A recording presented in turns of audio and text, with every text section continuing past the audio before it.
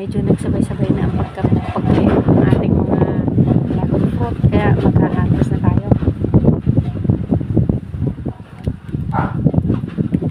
Naputol. Sorry. O, anong gagawin natin dito? Naputol. Ayan. Harvest na tayo ng isa. Okay, yung iba naman. Mabilis.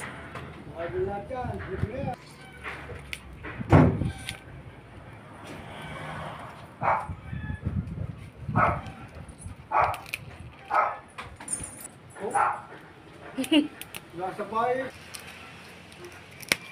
Oh. Oh. Yes! Meron na ba?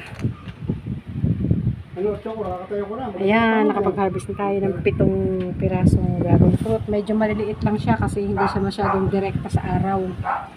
Pero kung direkta sa araw to, malalaki sana ang bunga. Okay, kakain tayo mamaya, guys.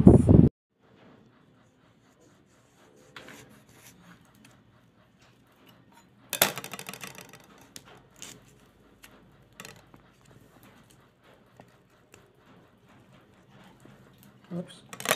Natin naman hiwa.